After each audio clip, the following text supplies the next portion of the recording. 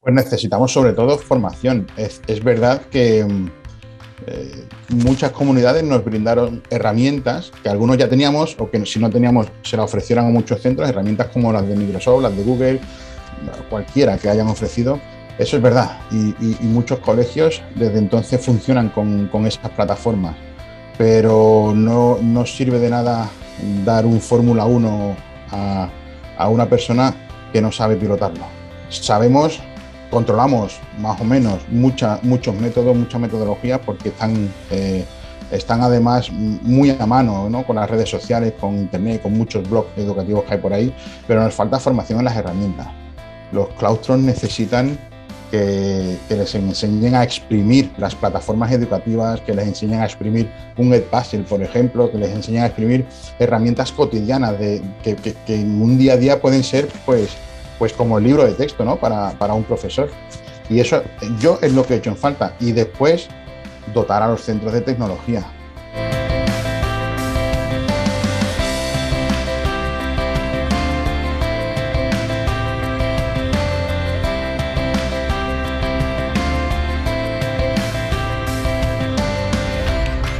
Ramón, pues muchísimas gracias por acompañarnos hoy en esta charla.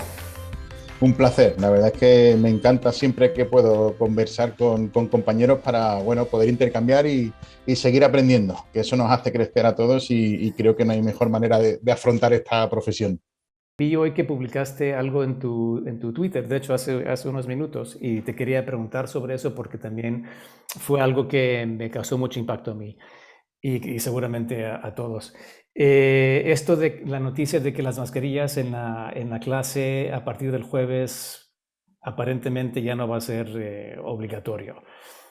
Eh, ¿Nos puedes compartir cómo ha sido tu experiencia tener alumnos en tu clase y no poder verles la cara? Es, ha sido sobre todo triste, ha sido muy triste ver, yo cogí este grupo el curso pasado, en quinto de primaria, y he hecho con ellos quinto y ahora estoy haciendo sexto. Y me resulta muy triste pensar que terminará este ciclo con ellos, que se irán al instituto y que no nos hemos visto las caras. Y sobre todo me parece triste, pero también ha supuesto una gran complejidad a la hora de comunicarnos, a la hora de expresarnos, ese poder que dan los gestos, ¿no? Esa sonrisa de complicidad, esa mueca en la cara que ellos saben interpretar al segundo, todo eso se ha perdido, ¿no? Y se ha complicado todo mucho y cosas mucho más prácticas como pueden ser, por ejemplo, escucharles. A veces nos cuesta muchísimo saber qué están diciendo porque si están a 3 o 4 metros de distancia no hace falta que estén más lejos. Muchas veces es complicado escuchar qué te están diciendo y les tienes que pedir que repitan o te tienes que acercar y se ha complicado mucho la comunicación, por ejemplo. No sé si también hayas vivido o notado la complejidad que le agrega el tener el rostro tapado cuando son adolescentes. Es decir, de por sí la adolescencia es complicada. Mucho. Y luego tienen que taparse la cara y luego viene lo curioso, cuando se destapan la cara por cualquier motivo, se sienten apenados. No sé si te ha Sí. tocado algo similar. Sí, porque llevan 2 años detrás de un escudo protector que les salva de las miradas ajenas y de repente descubrirse ante los demás, pues a algunos les empieza a costar. Y ya cuando están en esta edad, ya a partir de un segundo o tercer trimestre de quinto de primaria, un sexto, ya ni te cuento, que ya empiezan a coquetear con la adolescencia, se empieza a complicar mucho porque hay algunos que se encuentran realmente refugiados detrás de esa mascarilla y ahora tienen que empezar a pensar, voy a enseñar mi cara, voy a enseñar mi rostro, voy a hacer que todo el mundo me vea. Alumnos que han llegado nuevos, que no se conocen de nariz para abajo y de repente van a mostrar una cara que no se conoce. Y claro, gustará, no gustará, encajará con lo que piensan de mí y todo eso, pues en estas edades tan delicadas, pues puede generar inseguridades, es totalmente comprensible. Incluso en las edades más tempranas, me imagino que debe ser súper complejo si en primero y segundo de primaria toda tu experiencia ha sido con el rostro tapado. ¿cómo será cuando les toque ya tercero de primaria sin el rostro tapado? Sin el rostro tapado debe ser, va a estar interesante Sí, ver va qué a ser. sucede. Yo recuerdo el curso pasado en quinto de primaria, un día que se fueron al patio y que estaban todos separados, iban a desayunar y por primera vez, aunque a distancia, por un ratito vi las caritas de unos cuantos de ellos y parecían niños completamente diferentes. Era un rostro, claro, un rostro nuevo y ya nos conocíamos y teníamos mucha complicidad y había una relación muy, muy fuerte ya entre nosotros, pero de repente descubrí una cara que yo no conocía y a mí eso me impactó mucho, fue muy raro. De acuerdo, de acuerdo. Yéndonos un poco más atrás, Ramón, ¿cómo iniciaste en la docencia? ¿Cuáles fueron tus primeros pasos? ¿De dónde salió esa vocación? Pues mira, a mí me encanta contarlo porque mi vocación por esta profesión salió del baloncesto. Y es que yo crecí soñando con ser jugador de baloncesto, un sueño que pude cumplir durante unos años. Y, y también eso me llevó a empezar desde jovencito, con 16, 17 años, a ayudar a entrenar, ¿no?, a otros equipos y hacía mis pinitos con críos y crías pequeñitos de primero, segundo de primaria. Y bueno, pues les empezábamos a enseñar, ¿no?, a coger una pelota, a darles sus primeros botes. Y fue en esos patios en los que yo me di cuenta que lo mío era estar ahí y enseñarles y ver cómo evolucionaban y descubrir que una niña que no sabía botar una pelota de baloncesto en 3 meses estaba botando bien y además con las dos manos y ver que, bueno, que yo podía aportar mi granito de arena a que ellos aprendiesen y adquiriesen capacidades nuevas, pues fue lo que me llevó a decidirme y fue pues eso, con esa edad, muy poquito antes de entrar en la universidad, cuando me decidí a ser maestro. Y después, bueno, pues me alegro infinitamente de esa decisión porque lo que me ha dado esta profesión creo que no me lo habría dado ninguna otra. O sea, me ha hecho muy feliz y me sigue haciendo muy feliz a pesar de todo. Me ha hecho crecer mucho a nivel profesional, pero también a nivel personal. Creo que esta profesión nos ayuda a ser mejor personas y yo le debo mucho y disfruto cada día más. Yo siempre digo que después de 20 años, yo creo que voy con más ilusión al cole ahora. O sea que esto va creciendo y si te vas alimentando y si eres capaz de llegar a disfrutar de esta profesión y de tomártelo pues con esa ilusión, te aporta muchísimo. Y bueno, yo quiero seguir disfrutando de ella mucho tiempo. ¿Qué parte de la docencia o qué aspectos de la docencia dirías que son los que contribuyen a que uno sea una mejor persona? O sea, si lo fueras a desglosar y ser un poco más específico, ¿cuáles serían para ti? Mira, yo creo que una de las cosas fundamentales es el momento en el que tú estás al cargo de 25 o 26 personitas, como estoy yo ahora, eh, que te preocupas por ellos, que esas 5 horas que están contigo en el colegio, pues ejerces un poco de todo, ¿no? Porque eres su profesor, eres su maestro, pero también eres, una referencia en su vida, también les ayudas a intentar caminar por el camino correcto, también les ayudas a orientarse un poquito en la vida, resuelves conflictos, tienes conversaciones en las que te cuentan cosas a veces muy íntimas que no son capaces de contar en otros contextos y se crea un vínculo muy, muy, muy fuerte. Cuando tú vives esa relación día a día, eh, te das cuenta que esta profesión es muy grande, que llega muy lejos y creo que esa empatía que vas generando hacia ellos te hace generar, o sea, te hace que esa empatía crezca hacia todas las personas, ¿no? Y, y bueno, me ayudan a ver la vida con optimismo, me ayudan a afrontar el día a día con alegría. Vivir con niños todos los días te hace relativizar mucho las prioridades de la vida y darte cuenta que las cosas importantes de verdad a lo mejor no son las que nos pensamos muchas veces. Y bueno, yo creo que en ese sentido han hecho de mí una persona pues más optimista, más feliz y capaz de disfrutar de las pequeñitas cosas de cada día. ¿Cuáles habrán sido o cuáles han sido los obstáculos más grandes que has con los que te has encontrado en tu carrera como docente? El más grande ha sido la pandemia.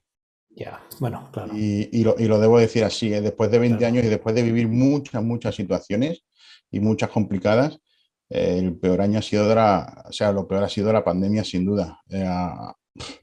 Ha echado por tierra tantas cosas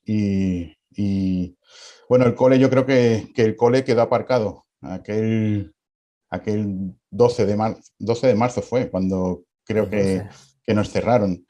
Y el cole se quedó aparcado allí. Yo siempre he dicho que el cole ha vuelto, bueno, perdón, hemos vuelto al cole, pero el cole no ha vuelto. O sea, al cole, a lo que es la esencia de la escuela, todavía le queda mucho por volver. Y se han quedado tantas cosas en aquel 12 de marzo de hace 2 años que yo creo que esto ha sido lo peor. Pero bueno, durante toda la vida, yo creo que lo peor es cuando algún niño, alguna niña tiene algún problema realmente serio, realmente grave en su contexto familiar o de salud, eh, y te llevas un varapalo, ¿no? Y cuando ves que un niño de tu clase sufre y sufre de verdad, lo vives. Tú no puedes llegar a casa, yo al menos no lo consigo, llegar a casa y desconectar y olvidarme es absolutamente imposible, y ese disgusto te lo llevas y le das mil vueltas a la cabeza para ver qué puedes hacer, cómo puedes mejorar en lo más mínimo la situación por la que está pasando,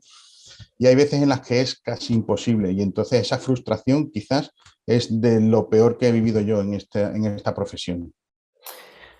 Eh, me ha tocado experimentar, vivir ese tipo de experiencias. ¿Qué consejo le podrías dar a alguien que tenga una situación difícil, que sabe que algún alumno o una alumna tiene una situación difícil y que no hay algo directamente que el profe pueda hacer para resolverlo? ¿Cuál sería como tu consejo para cómo abordar una situación de ese tipo? Porque te entiendo completamente. Uno se preocupa por ellos, quiere ayudarlos, pero al mismo tiempo está ese balance de tener que mantener la distancia y hay cosas de Sí. las cuales que no podemos cambiar. Sí, sobre todo yo creo que hace falta tener el respaldo de tu equipo. Si hay una situación que vemos realmente grave en la que nos sentimos con la obligación de actuar, lo primero creo que es contar con la colaboración del equipo directivo, porque además ellos también nos podrán aconsejar de qué manera actuar, cómo afrontarlo ante la familia, cómo poder actuar o cómo poder apartarse porque no se puede hacer nada o porque se puede empeorar la situación. Creo que eso sería una buena manera de dejarnos aconsejar, de no ir solos, de no intentar ir solos a resolver algo que a lo mejor se puede complicar o simplemente no podemos hacer más, ¿no? Pero sí que merece mucho la pena estar muy atentos a nuestros niños, estar muy atentos a cómo llegan al cole, a esa sensación que dan, ¿no? Esos buenos días que te dan muchas veces dicen mucho, la actitud con la que llegan. Últimamente yo, por ejemplo, veo niños que no eran así, ¿no? Y de repente te aparecen un día muy apáticos o un poquito apagados o tristes. Ellos tampoco saben explicarte por qué. Y también puede ser debido, ¿no?, a todo esto que llevamos, todos estos años tan fatídicos que llevamos arrastrados ya. Y bueno, yo creo que está bien, ¿no?, intentar por lo menos estar pendiente y testar un poquito, ¿no?, el ambiente que hay en clase, ver si alguno está un poquito más apagadillo de la cuenta, intentar interesarnos a ver qué pasa, porque a lo mejor no es nada, o a lo mejor es, pues eso, ahora mismo yo creo que es producto del agotamiento en todos los sentidos que llevamos encima, pero a lo mejor puede haber algo más, a lo mejor están pasando un mal momento en casa o algo hay que les preocupa de verdad. Y sin esperarlo, a lo mejor, pues sale a la luz y podemos ayudar. O sea que yo creo que no está de más intentarlo. Este reinicio de curso después de la Navidad ha sido durísimo. Y yo me pongo también en la piel de los niños y las niñas que están en clase y de ver cómo eh, cada día se iban quedando más sillas vacías. Cada día nos íbamos enterando que había más contagios en clase, que había más positivos entre los niños, no solo entre sus familiares.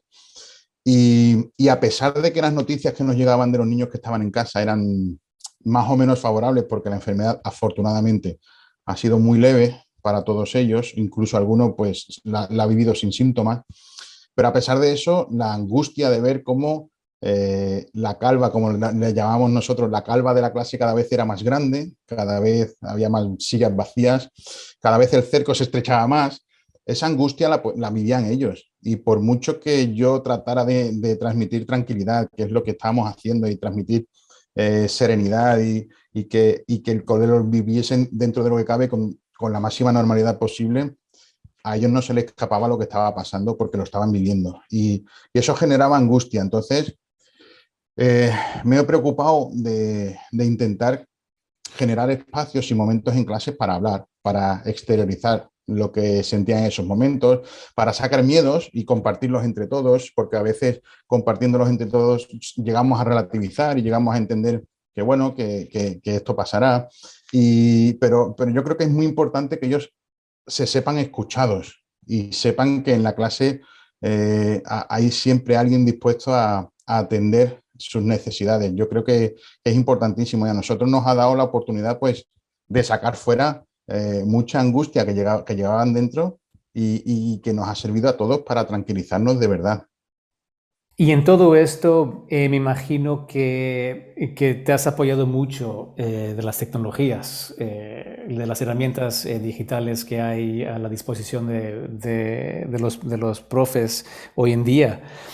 Am, ¿Nos puedes platicar un poco de eso, de un poco cómo empezaste a utilizarlas en tu práctica docente y cómo te apoyaste en ellas y en tu conocimiento de metodologías distintas cuando pegó ese 12 de marzo y todos nos fuimos a nuestras casas?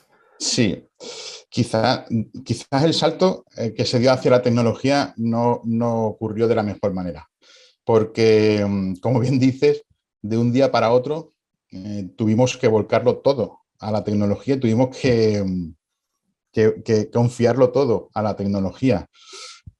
Nos encontramos con, con una mayoría de hogares en los que la conexión y la tecnología estaba presente, pero también nos encontramos con hogares en los que no había conexión o no había tecnología para todos y había a lo mejor un portátil que se turnaban los tres hermanos y tenían cada uno una hora de la tarde o el móvil de papá o de mamá que me lo dejaban un ratito para conectarme a la clase online.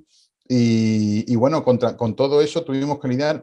Afortunadamente, en nuestro caso, ya te digo que la inmensa mayoría se podían conectar y diariamente pudimos más o menos hacer nuestras clases online, pero sí, fue de un día para otro organizar un colegio online. Fue tremendo, porque por mucho que lo vieses venir, nadie se esperaba que aquello fuese a durar lo que duró. Todo el mundo se esperaba que eso iba a ser cuestión de días y en una semanita o dos estaríamos otra vez por allí. Entonces, bueno, sobre la marcha fuimos montando un colegio online y yo lo recuerdo con terror. Aquellos 3 meses y pico de confinamiento, lo recuerdo con terror. Fue tremendo, o sea, fue un 24 horas prácticamente. Fue levantarte conectado, acostarte conectado, porque claro, el que no se podía conectar por la mañana a la clase online y se podía conectar a las 5 de la tarde porque era el momentito que le dejaban usar el portátil, pues no lo ibas a dejar ahí, pues le atendías también. Además, en un momento en el que ellos también demandaban, a mí me tocó con un sexto de primaria, y ellos demandaban también eh, mucha atención, mucha atención de aquí. O sea, había mucha angustia, había mucho miedo, necesitaban saber, ya eran mayorcetes y necesitaban saber qué iba a pasar y necesitaban certezas en un momento en el que solo había incertidumbres y necesitaban ver la cara del profe. Entonces, bueno, había que hacer esa videollamada a la hora que fuese e intentar estar con ellos y acompañando sobre todo.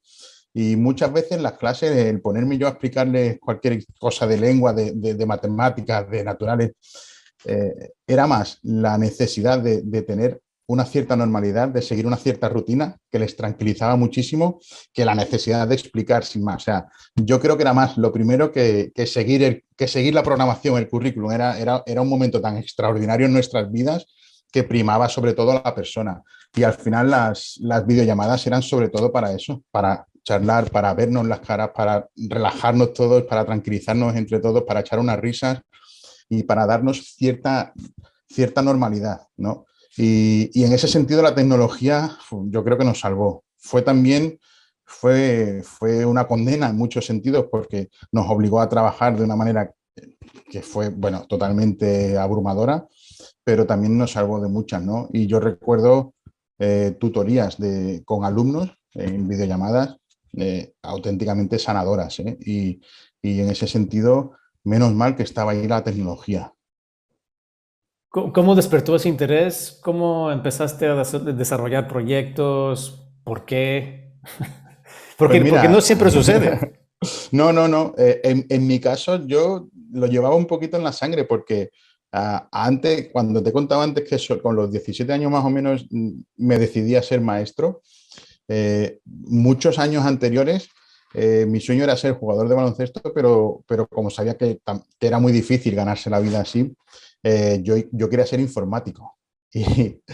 Y de hecho, cuando entré en la universidad, mi primera opción fue la de maestro y además me la puse en 2 o 3 universidades diferentes, pero yo decía, bueno, si esta no puede ser, me pongo informática.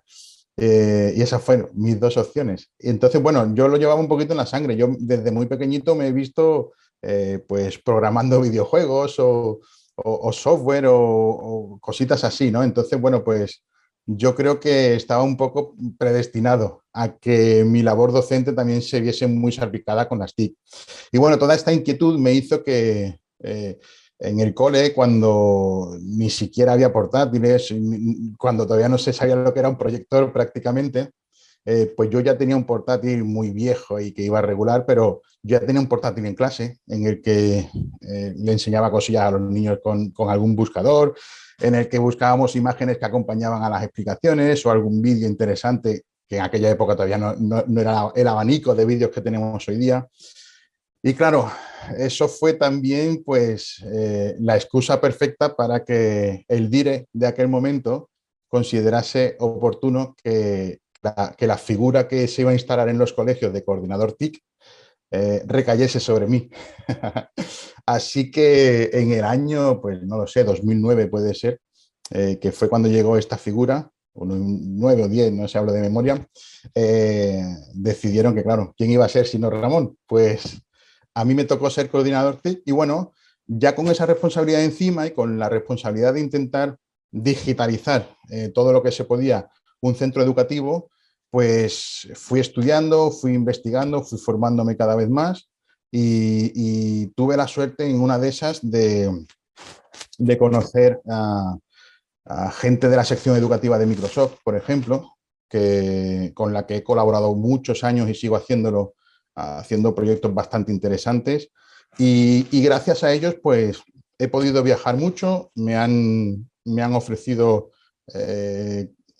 a ser ponente en muchos congresos, en España, fuera de España, he podido viajar, conocer muchos lugares diferentes, muchos sistemas educativos diferentes, muchos colegios de muchos países diferentes, de abrirme mucho los ojos y de darme muchas ideas, me ha ayudado a aprender muchísimo, muchísimo, muchísimo, e intentar traerme pues lo mejor de cada sitio y lo que podemos adaptar a nuestra educación pues de cada lugar en el que he estado. Y eso pues ha sido una gran suerte, la he exprimido al máximo, lo sigo haciendo y de todo eso pues salen pues los proyectos y las cositas que voy metiendo en el cole. ¿Cuáles son algunas de tus herramientas favoritas? Más que favoritas, yo te voy a hablar de las que me resultan más prácticas, porque muchas veces las favoritas a lo mejor no son las más prácticas para el día a día. En mi día a día de maestro, yo te puedo hablar, pues por ejemplo, bueno, de Teams. Teams es la herramienta que estamos usando desde hace ya tiempo. Afortunadamente nosotros ya veníamos usando Teams porque aquí en Andalucía muchos centros ya habían llegado a tener el paquete de Office de Microsoft. Otros habían cogido el Classroom de Google. A nosotros, bueno, nos tocó tener el de Microsoft. Con él venía Teams y afortunadamente cuando nos pilló el confinamiento, nosotros ya llevábamos algún tiempo trabajando con esta plataforma y los niños, sobre todo los de quinto y sexto, ya somos mayorcetes, más o menos se manejaban en ella y eso, bueno, nos permitió trabajar muy bien. Pues te diré esa porque la usamos a diario y además es, bueno, es muy completa, ¿no? Te hablaría también, por ejemplo, de Plickers. Es una herramienta que muy sencilla de usar, muy rápida de aplicar. Te hablaría de Quizzes, por ejemplo.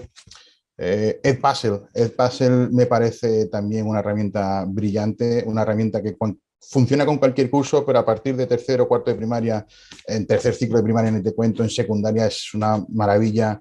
Yo que tengo la suerte también de dar clase en la universidad a los futuros maestros y maestras y en el máster de docentes, eh, es una herramienta que cuando la descubren les abre los ojos porque, claro, permite el infinito, ¿no? Y más allá, como diría Buzz Lightyear.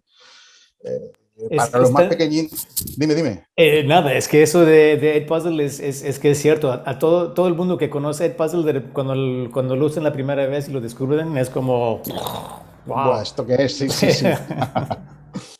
Para los más pequeñines, por ejemplo, y en educación física funciona muy bien, GoNoodle es una herramienta fantástica para trabajar, bueno, lo que sea. Cualquier especialista de educación física que escuche esta entrevista, si no lo conoce, que explore un poquito GoNoodle porque es maravilloso. Esos días, o sea, sirve siempre, ¿no? Pero esos días de lluvia que no puedes salir al patio y que no sabes qué hacer porque, claro, educación física metido en la clase sin pues de repente te arregla el día y además te permite hacer una sesión buenísima de educación física. No lo sé, a mí, por ejemplo, esos que te he dicho me gustan mucho. Hay algunas editoriales que se curran también muy bien sus libros digitales y bueno, aunque bueno, a mí me gusta también salir de la órbita del libro de texto y me gusta moverme fuera de él, pero es cierto y hay que reconocer que hay muchas editoriales que se están currando mucho el libro digital y que son herramientas también muy potentes. ¿Cuáles serían algunos proyectos que tú has desarrollado que serían como tus favoritos o tus más destacados? Los proyectos que más satisfacción te han producido a ti y a tus alumnos. Me gustó mucho uno que hicimos del reflip, como le bautizamos nosotros, que hicimos, le dimos al Flip Classroom, le dimos una vuelta más de tuerca y en este caso no era el profe el que generaba contenido o vídeos o infografías para el alumnado, sino que era el propio alumnado el que generaba vídeos o infografías explicando el contenido de algún tema a sus compañeros de clase. Y fue una delicia ver cómo se volcaron los niños, cómo se volcaron las familias, que al final en los vídeos aparecía toda la familia explicando cualquier historia yo qué sé, de los invertebrados y fue maravilloso cómo se involucraron y tenemos un banco de vídeos, de infografías, de apuntes, de gráficos que se curraron, que fue maravilloso. Y este lo hicimos en tercero de primaria, que eran bastante pequeñines, fue potentísimo. ¿Cuáles consejos les darías a quienes están a quienes están pensando en entrar en esto de la aula invertida y el flip classroom? Bueno, yo siempre pienso que a las cosas, más allá de las etiquetas que se le puedan poner, es bueno darles una oportunidad, sobre todo porque nunca sabemos qué método, qué herramienta está por llegar y que puede encajar bien con las necesidades de mi alumnado. Eh, entonces, cerrar las puertas a un método que desconocemos puede ser cerrar las puertas a algo que de verdad puede ayudar a nuestro alumnado a mejorar su aprendizaje o lo que sea, ¿no? En este caso, yo creo que hay que conocer bien el método. Conlleva trabajo, por supuesto, no hay ninguno que no lo conlleve. O sea, preparar cualquier clase conlleva mucho trabajo, ya sea Flip, ya sea ABP, gamificación, una lección magistral. Cualquier método que usemos conlleva trabajo previo, eso está claro. En este caso, sí es verdad que, bueno, este método está muy ligado a la tecnología porque conlleva de generar un material previo para que el alumnado pueda trabajarlo antes de llegar a clase y que después la clase sea 100% práctica. Pero bueno, yo creo que hay que darle una oportunidad, sobre todo perderle el miedo a la tecnología. Yo creo que ese paso, aunque haya sido de manera casi obligada, yo creo que ese paso ya lo hemos dado todos, ¿no? Esta pandemia nos ha obligado de alguna manera a estar conectados al alumnado que durante algún momento ha estado en casa, ya no solo en el confinamiento, aquel terrible, sino a lo largo de estos 2 últimos cursos, constantemente hemos tenido niños confinados o por ellos mismos o porque su familia ha dado positivo y han tenido que guardar confinamiento, y al final hemos estado en contacto con ellos y les hemos pasado tareas o les hemos creado nosotros mismos algún vídeo o algún audio explicando algún contenido un poquito más farragoso para que lo entiendan bien. Es que básicamente ya están haciéndolo. Es que sin darse cuenta, muchos ya están haciéndolo. Y después es cierto que este niño que ha estado en casa y ha estado haciendo un trabajo online con su maestro o con su maestra, después llega a clase y viene con la lección más o menos aprendida y el trabajo es muy práctico. O sea que es que sin darnos cuenta ya casi que lo estamos haciendo. Esta pandemia nos ha casi obligado a muchos sin darnos cuenta, trabajar, ¿no?, con un método así. ¿Qué sigue? ¿Qué tipo de formación necesitamos los docentes? ¿Qué deberíamos de pedirle a las autonomías, a las administraciones públicas en torno a esta formación constante, este aprendizaje constante? En tu opinión, qué es lo que debe seguir? Pues necesitamos sobre todo formación. Es verdad que muchas comunidades nos brindaron herramientas que algunos ya teníamos o que si no teníamos se las ofrecieron a muchos centros, herramientas como las de Microsoft, las de Google, cualquiera que hayan ofrecido. Eso es verdad y muchos colegios desde entonces funcionan con esas plataformas, pero no sirve de nada dar un Fórmula 1 a una persona que no sabe pilotarlo. A mí me dan ahora mismo un avión y yo no soy capaz de moverlo por la pista de despegue. Primero necesito una formación, yo necesito exprimir esa herramienta que me han dado, necesito saber despegar, necesito saber hacer un vuelo sin accidentes y necesito llegar a buen puerto. O sea que, y creo que todo eso falta. Yo creo que falta, los profes han tenido que aprender, muchos, de manera autónoma, muchos coordinadores TIC esos días, yo recuerdo esos días recibiendo llamadas, contestando llamadas, solucionando problemas. Ramón, que esto no me va, Ramón, que a mí no me sale, que me han dado un PDF y no me carga. Bueno, los coordinadores TIC, lo que pasaron en el confinamiento, ¿eh?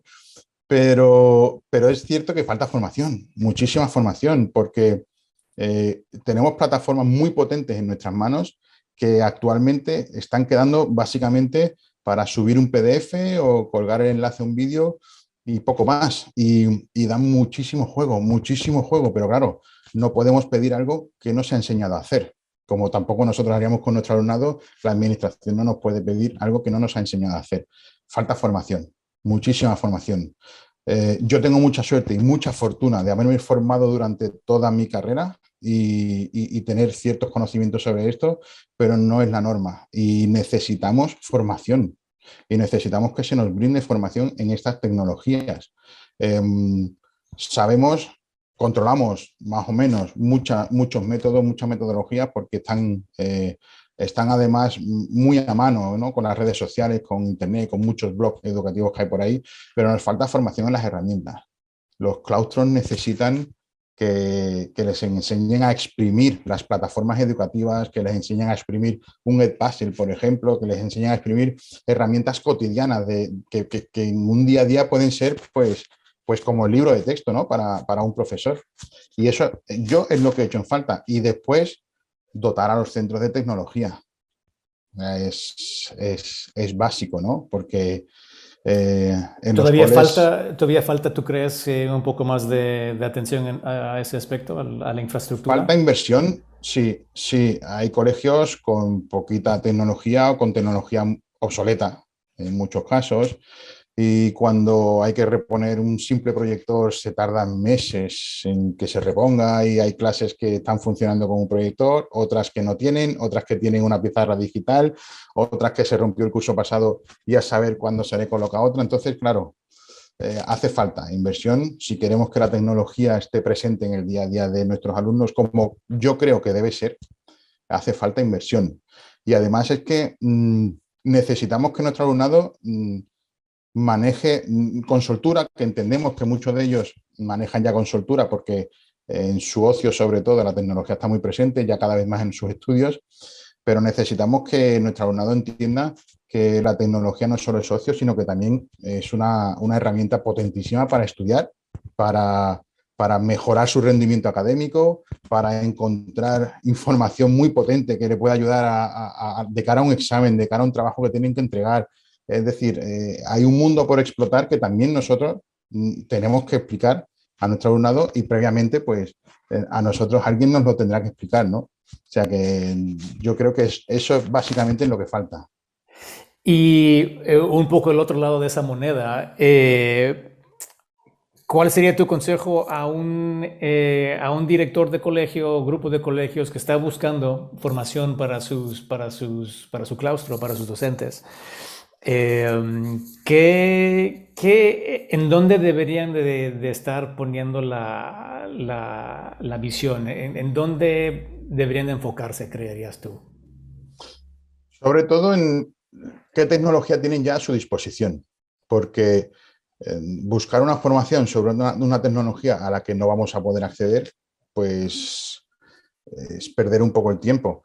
Entonces, ver de verdad, hacer un chequeo del centro, qué tecnología tenemos a nuestra disposición, cuáles son los recursos con los que contamos o sabemos que vamos a contar en un futuro muy cercano y a partir de ahí enfocar esa formación, pero que sea una formación práctica. Yo me di cuenta, afortunadamente, doy muchas formaciones y me di cuenta que, como yo como maestro también haría, se valora muchísimo la parte práctica. O sea, en el momento que tú pones ejemplos de actividades que tú llevas a cabo en el aula con alguna herramienta, de proyectos que has llevado a cabo con alguna plataforma, una gamificación que de repente has usado una aplicación que es muy sencilla, de repente ven el uso práctico, ven que eso es real, que eso lo han llevado a cabo en un aula, que hay niños de las edades con los que ellos trabajan que han usado eso y que ha servido y que les ha ayudado a aprender y que ha sido incluso fácil hacerlo.